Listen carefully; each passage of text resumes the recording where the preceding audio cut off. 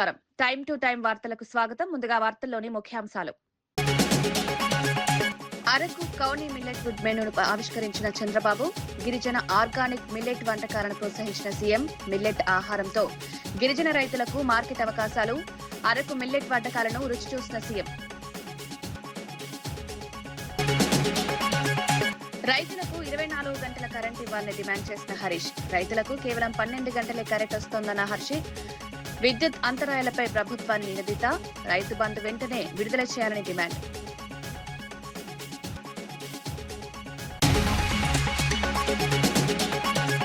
కోకాపేటలో Medicover ఆసుపత్రి ప్రారంభించిన CM Revanth, వైద్య రంగంలో పెట్టుబడులను ప్రోత్సహిస్తామన్న సీఎం. హైదరాబాద్ ఫార్మా హబ్ గా ఎదుగుతోందన్న రేవంత్, ఆధునిక వైద్య సేవలకు మెడికల్ ఆసుపత్రి ప్రారంభం. జువ్వల దిన్నెలో పరిశ్రమకు శంకుస్థాపన చేస్తున్నారు లోకేష్. డిఫెన్స్ ఇంజనీరింగ్ ప్రాజెక్టుతో ఉద్యోగ అవకాశాలు, మత్స్యకార కుటుంబాలకు లాభం చేకూర్చే పరిశ్రమ, స్థానిక యువతకు ఉపాధి అవకాశాలు పెరుగుతాయన్న లోకేష్.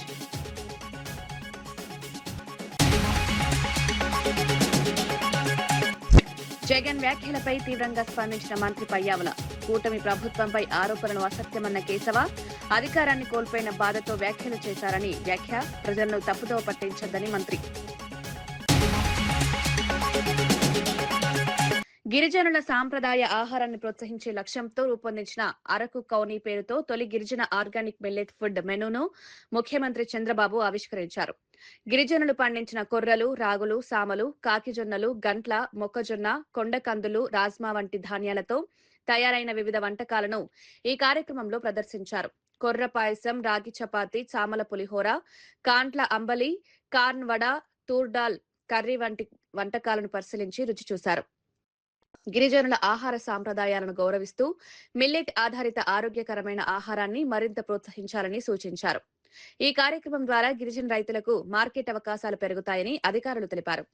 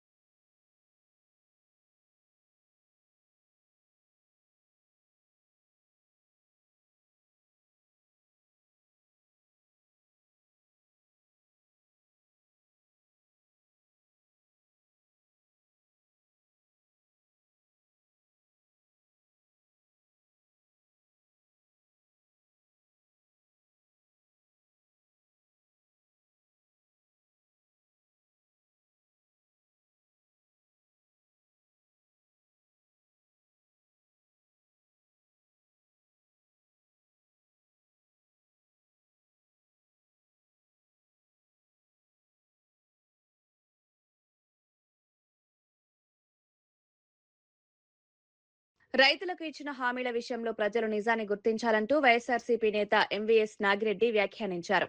వైఎస్ జగన్మోహన్ రెడ్డి రైతు భరోసా పథకాన్ని 4 ఏళ్లు ఇస్తామని చెప్పినా 5 ఏళ్లు అందించారని గుర్తు చేశారు.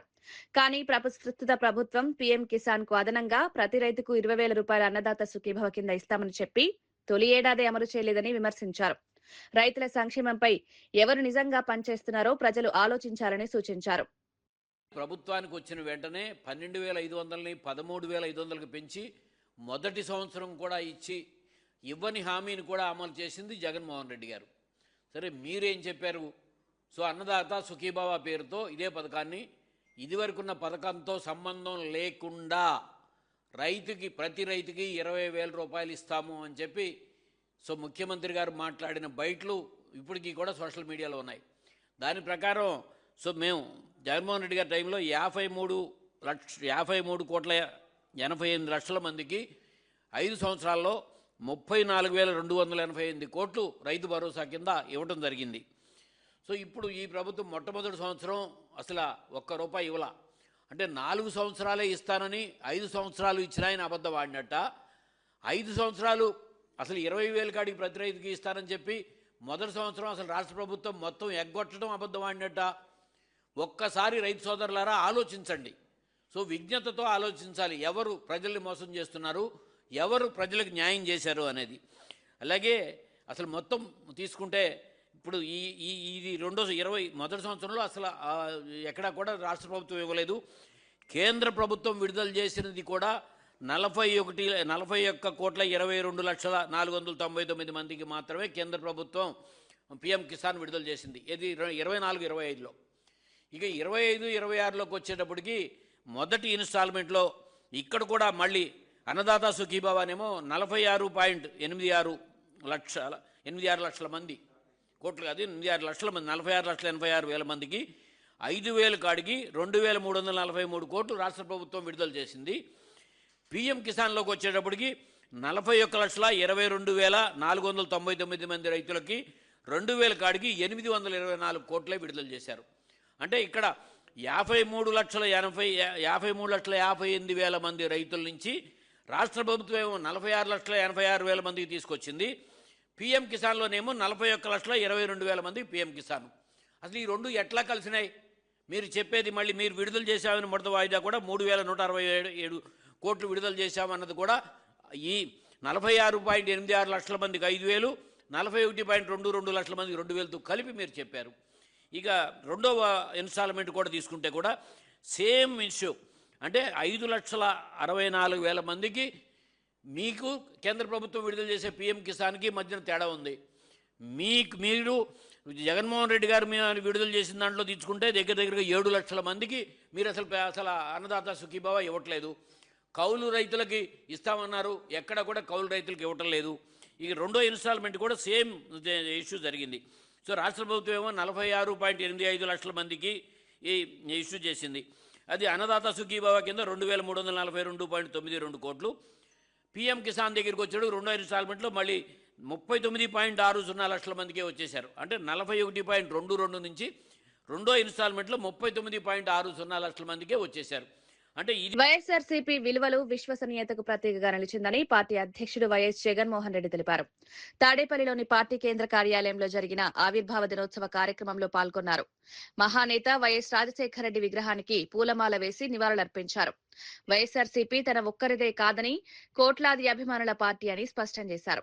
కాంగ్రెస్, టీడీపీ ఎన్నో కుట్రలు చేసినప్పటికీ తాను వెనక్కి తగ్గలేదన్నారు. దేవుడి ఆశీస్సులు, ప్రజల ఆశీర్వాదంతో పార్టీ మరింత బలంగా నిలబడుతుందని పేర్కొన్నారు.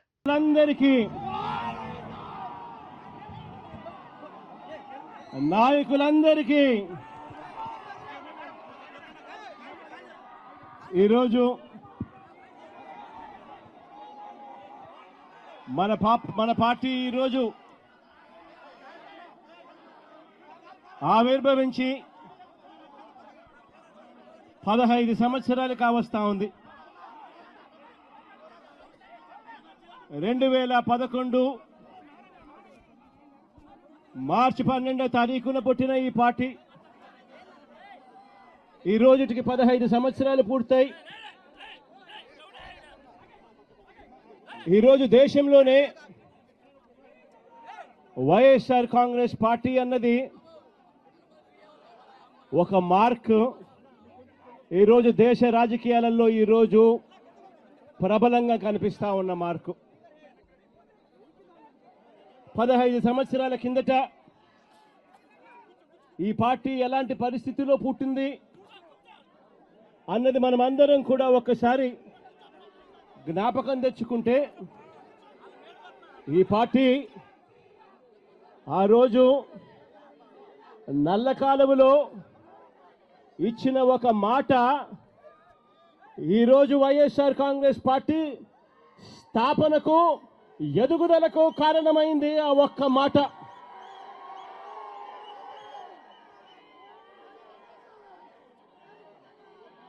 ఆ ఒక్క మాట నా కుటుంబ పరిస్థితులను మార్చింది. ఆ ఒక్క మాట రాష్ట్రంలో దిశ మార్చింది. ఆ ఒక్క మాట వైఎస్ఆర్ కాంగ్రెస్ పార్టీ అంకురార్పణకు శ్రీకారం చుట్టింది. విలువలతో కూడిన రాజకీయాలు మర్చిపోయి ఉన్న పరిస్థితుల మధ్య విలువలు, విశ్వసనీయత అన్న పదాలకు అర్థం చెబుతూ వైఎస్ఆర్ కాంగ్రెస్ పార్టీ పుట్టుక, ఆ తర్వాత ఎదుగుదల కొనసాగింది. ఈరోజు కూడా నేను ఒకటే చెప్తా ఉన్నాను, ఈరోజు వైఎస్ఆర్ కాంగ్రెస్ పార్టీ అన్నది ఒక్క జగన్ది కాదు. ఈరోజు వైఎస్ఆర్ కాంగ్రెస్ పార్టీ అన్నది కొన్ని కోట్ల మంది వైఎస్ఆర్సీపీ కార్యకర్తలది, అభిమానులది.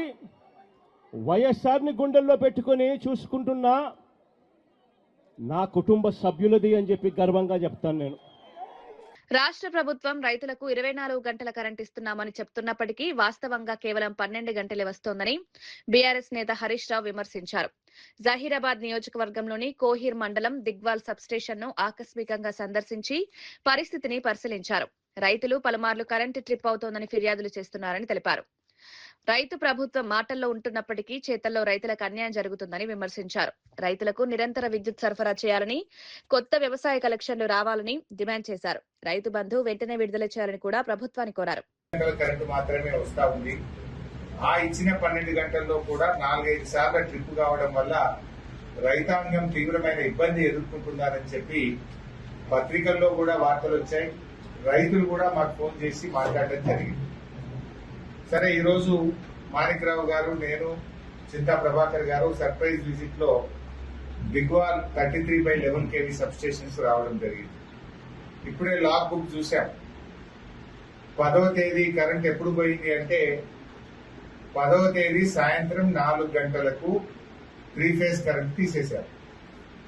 మళ్ళా 11వ తేదీ ఎప్పుడు వచ్చింది అంటే ఉదయం 3 గంటలకు 3 ఫేజ్ కరెంట్ వచ్చింది. అంటే దాదాపు 11 గంటలు రైతులకు కరెంటు తీసేశారు. ఇది లాగ్ బుక్ రికార్డు, నేను సొంతంగా చెప్పట్లేదు, ఈ బుక్ లో ఉన్నదే మాట్లాడుతున్నాను. 10వ తేదీ సాయంత్రం 4 గంటలకు తీసేసి 11వ తేదీ పొద్దున 3 గంటలకు రైతులకు కరెంట్ ఇవ్వడం జరిగింది. 11 గంటల కరెంటు కట్ చేసినారు రైతాంగాన్ని. మరి ఆ మిగతా 13 గంటల్లో చూస్తే ఎల్సీ ఉన్నదంటున్నారు, లైన్ బ్రేక్ అయిందంటున్నారు, ట్రిప్ అయిందంటున్నారు. అట్లా మరొక 5 సార్లు పోతుంది. ఆ ఇచ్చిన 13 గంటల్లో కూడా కనీసం రోజుకు 5 సార్లు ట్రిప్ అవుతాం. దానివల్ల పారిన మడి పారుతుంది, వెనక మడికి నీళ్లు అందని పరిస్థితి ఉన్నదని రైతులు చాలా బాధపడుతున్నటువంటి పరిస్థితి ఉంది. రేవంత్ రెడ్డి గారు అసెంబ్లీలోనేమో నేను 24 గంటల కరెంట్ ఇస్తున్నా అంటున్నాను. మరి ఎక్కడున్నది 24 గంటలు? లాగ్ బుక్ లో చూస్తే చెప్తున్నది, లాగ్ బుక్ లో రాసింది 13 గంటలు. మధ్యలో ఉన్న ఎల్సీ కావచ్చు, ట్రిప్ అవుట్ కావచ్చు, లైన్ బ్రేక్ కావచ్చు, అవన్నీ అమెరికా, ఇజ్రాయెల్, ఇరాన్ దేశాల మధ్య కొనసాగుతున్న యుద్ధ ఉద్రిక్తతల ప్రభావం విశాఖ స్టీల్ ప్లాంట్ పై పడింది. ప్లాంట్ కు అవసరమైన లిక్విడ్ పెట్రోలియం గ్యాస్ సరఫరా నిలిచిపోవడంతో ఆందోళన వ్యక్తమవుతోంది. ఈ విషయంపై జె అయోధ్యారాం స్పందిస్తూ ప్రస్తుతం ప్లాంట్ వద్ద కేవలం 120 టన్నుల గ్యాస్ నిల్వ మాత్రమే ఉందన్నారు. రోజుకు సుమారు 12 టన్నుల గ్యాస్ వినియోగం జరుగుతుందని తెలిపారు. ఇప్పటికే 300 టన్నుల ఎల్పీజీ కోసం ముందుగానే నగదు చెల్లించినప్పటికీ సరఫరా జరగడం లేదని ఆవేదన వ్యక్తం చేశారు. ముడి సరుకు ఉన్నప్పటికీ గ్యాస్ అందకపోతే ఉత్పత్తి పూర్తిగా నిలిచిపోయే ప్రమాదం ఉందన్నారు. దీనివల్ల కోట్లాది రూపాయల విలువైన నష్టం జరుగుతుందని హెచ్చరించారు. అమోనియా ఎరువుల తయారీ కూడా ఆగిపోతే రైతులకు తీవ్ర ఇబ్బందులు కలుగుతాయన్నారు. ఈ సమస్యపై రాష్ట్ర ముఖ్యమంత్రి వెంటనే స్పందించి కేంద్ర పెట్రోలియం శాఖతో మాట్లాడి గ్యాస్ సరఫరా పునరుద్ధరించేలా చర్యలు తీసుకోవాలని డిమాండ్ చేశారు. మంది శ్రామిక శక్తి కష్టపడి ప్రాసెస్ చేస్తే విశాఖపట్నం స్టీల్ ప్లాంట్ లో స్టీల్ బయటకు వస్తా ఉంది. ఈ స్టీల్ బయట రావడం ద్వారా విశాఖపట్నం స్టీల్ ప్లాంట్ కి ఫిబ్రవరి నెలలో 34 కోట్ల రూపాయలు లాభాలు వచ్చాయి. మార్చి నెలలో మరో 150 కోట్ల రూపాయలు లాభాల వైపు వెళ్లబోతా ఉంది. ఈ నేపథ్యంలో ఈ సమస్య వచ్చి పడింది. ఇదే జరిగితే స్టీల్ ఉత్పత్తులకి మార్కెట్లో డిమాండ్ పెరుగుతుంది. కృత్రిమ సృష్టించి డబ్బులు చేసుకునే బ్లాక్ మార్కెట్లో అమ్మేదానికి అవకాశం ఉన్నది. రెండోది, రైతులకి అమోనియా పుష్కర ప్లాంట్ పేరుతో స్టీల్ ప్లాంట్ ఉత్పత్తి చేస్తూ ఉంది. అది కూడా ఆటంకం ఏర్పడుతూ ఉంది. అట్లాగే మెడికల్ ఆక్సిజన్ ఉత్పత్తి చేసి బయట సరఫరా చేస్తూ ఉన్నది. అది కూడా ఆగిపోయే ప్రమాదం ఉన్నది. అలాగే బెంజాలు, నాప్తులను అనేక బై ప్రొడక్ట్స్ కి కొరత ఏర్పడతా ఉంది. కాబట్టి రాష్ట్ర ముఖ్యమంత్రి వర్యులు చంద్రబాబు నాయుడు గారు కలగజేసుకుని కేంద్ర పెట్రోలియం శాఖ మంత్రి మీద ఒత్తిడి తీసుకొచ్చి విశాఖపట్నం స్టీల్ ప్లాంట్ కి ఆ రోజుకి 12 టన్నులు సరిపడా ఎల్పీజీని అవకాశం ఇవ్వాలని చెప్పేసి సిఐటిగా డిమాండ్ చేస్తా ఉన్నాం.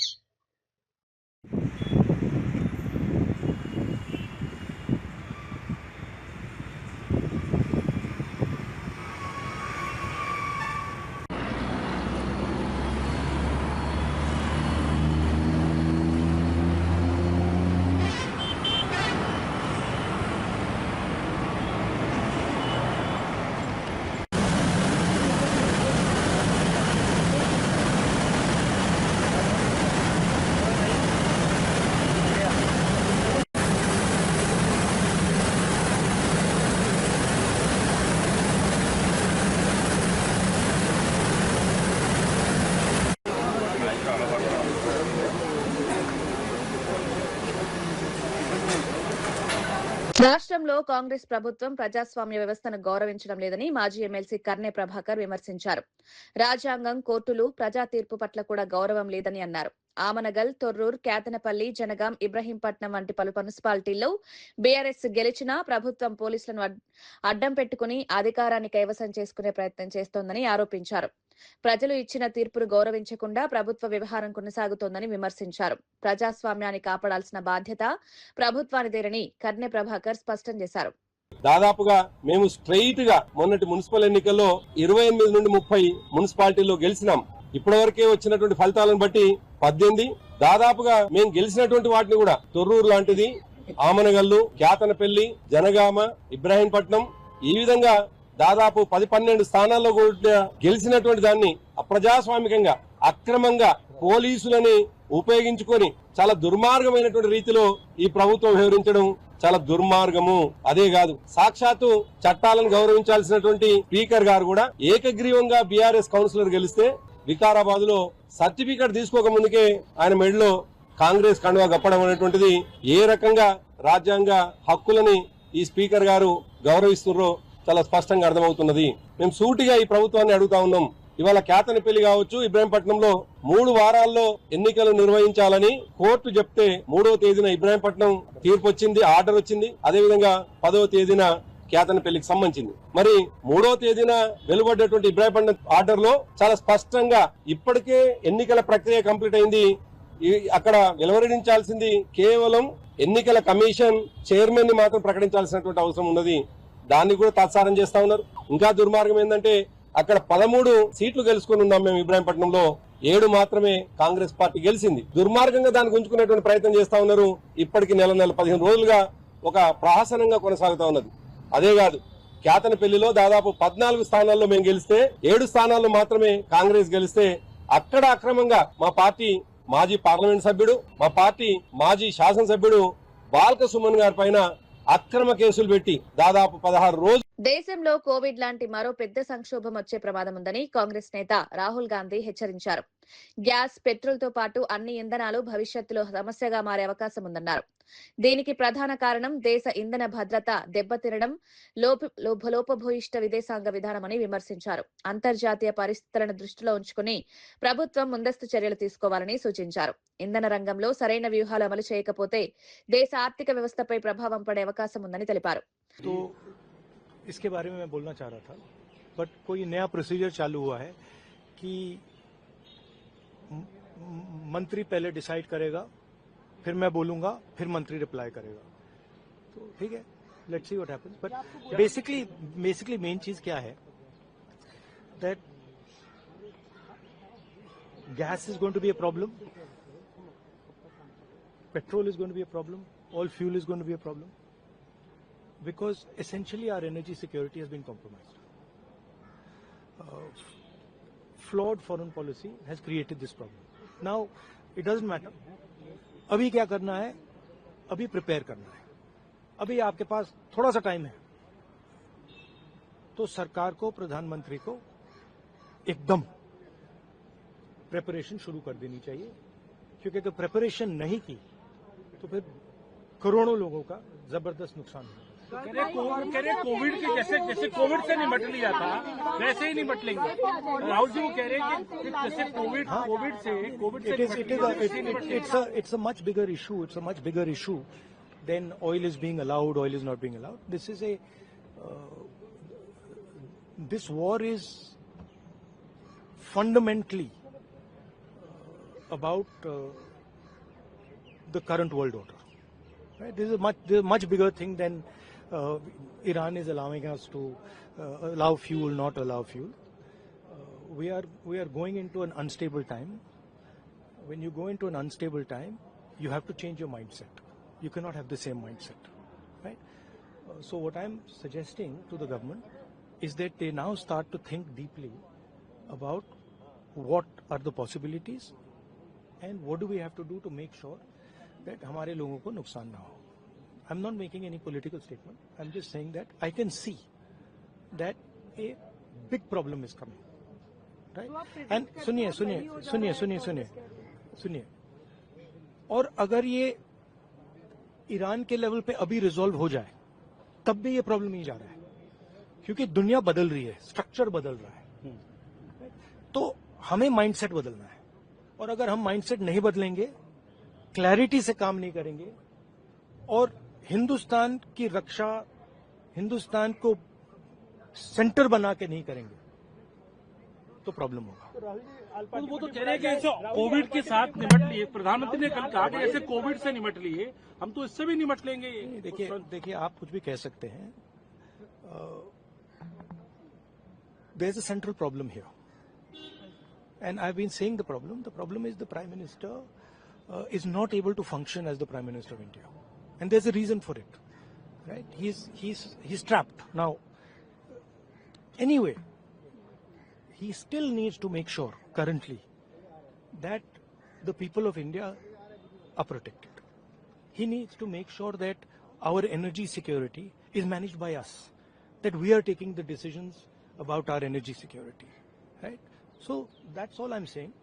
I hope the government listens to what I'm saying, because अगर नहीं सुनेगी तो बहुत बुरा नुकसान होने वाला है। హైదరాబాద్ కోకాపేట్ ఫైనాన్షియల్ డిస్ట్రిక్ట్ లో నూతనంగా నిర్మించిన మెడికవర్ ఆసుపత్రిని ముఖ్యమంత్రి రేవంత్ రెడ్డి ప్రారంభించారు. ఈ సందర్భంగా ఆయన మాట్లాడుతూ ప్రపంచ ఫార్మా బల్క్ డ్రగ్స్ ఉత్పత్తిలో హైదరాబాద్ 40% వాటాతో అగ్రగామిగా ఉందన్నారు. వైద్య రంగంలో పెట్టుబడులు పెట్టడం రాష్ట్రానికి ప్రయోజనకరమని పేర్కొన్నారు. యువ పారిశ్రామికవేత్తలను ప్రోత్సహించడం ప్రభుత్వ విధానమన్నారు. మెడికవర్ వంటి సంస్థలు వైద్య సేవలను విస్తరించడం అభినందనీయమని తెలిపారు.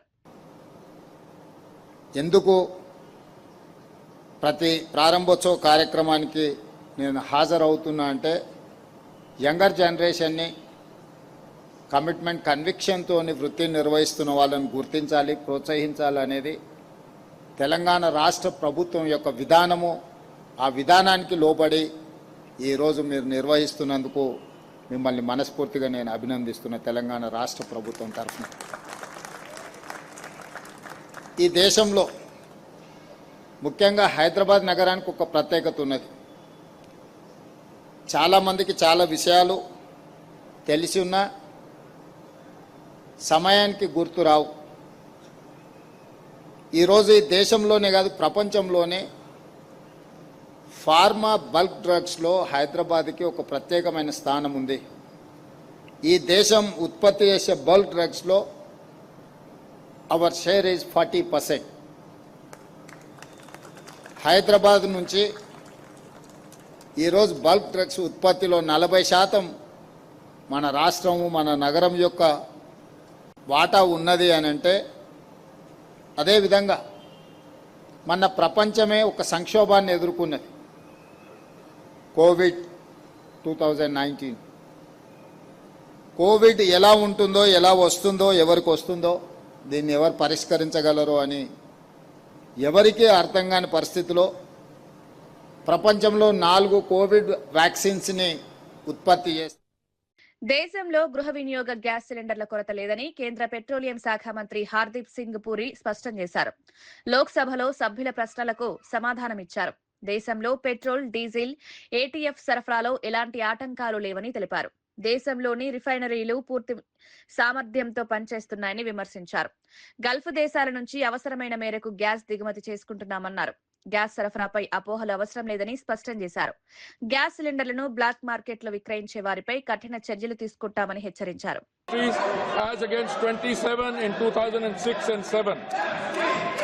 This structural diversification, built through sustained policy over successive years, has given us options that other nations find themselves without.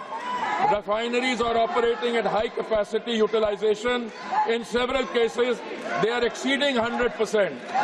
There is no shortage of petrol, diesel, kerosene, ATF or fuel oil. The availability of petrol, diesel, aviation, turbine fuel, kerosene and fuel oil is fully assured. Retail outlets across the country are stocked and supply chains for these products are functioning normally. Additional allocation of PDS kerosene has been issued to all the states.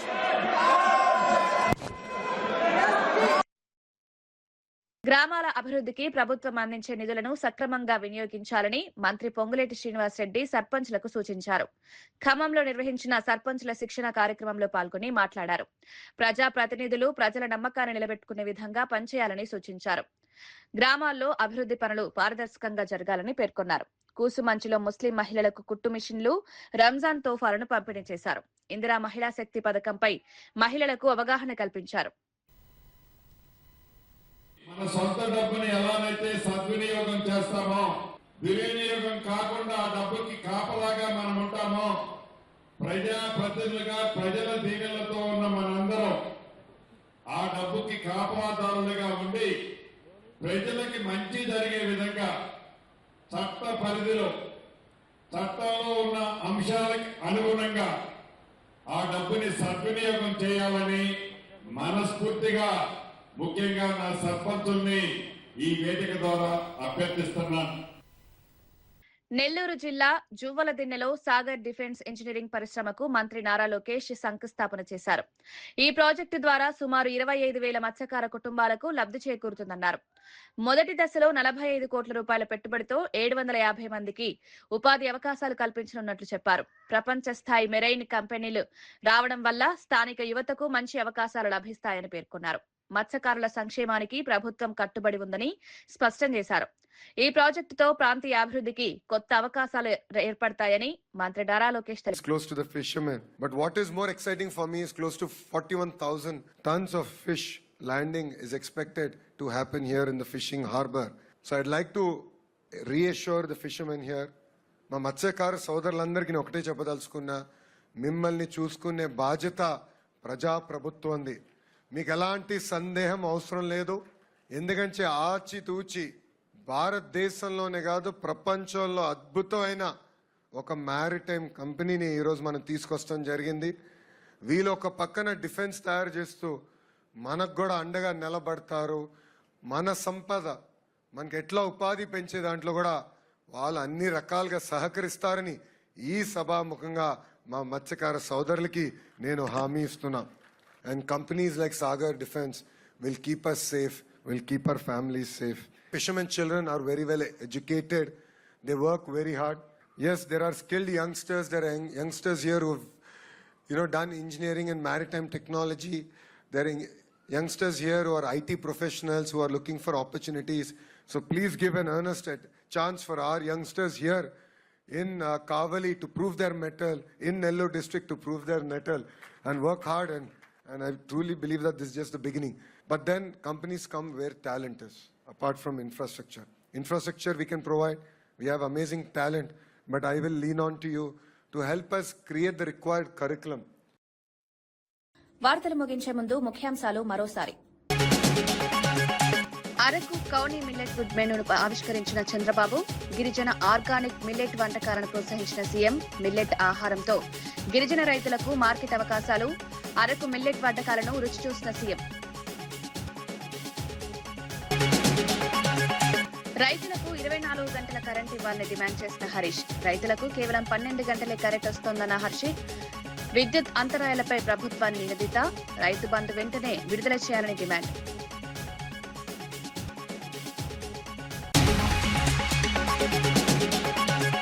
కోకాపేటలో Medicover ఆసుపత్రి ప్రారంభించిన CM Revanth. వైద్య రంగంలో పెట్టుబడులను ప్రోత్సహిస్తామన్న CM.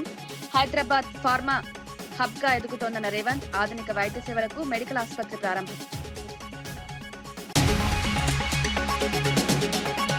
జువ్వలదిన్నెలో పరిశ్రమకు శంకుస్థాపన చేస్తున్నారు Lokesh. Defence engineering ప్రాజెక్టుతో ఉద్యోగ అవకాశాలు. మత్స్యకార కుటుంబాలకు లాభం చేకూర్చే పరిశ్రమ. స్థానిక యువతకు ఉపాధి అవకాశాలు పెరుగుతాయన్న లోకేష్.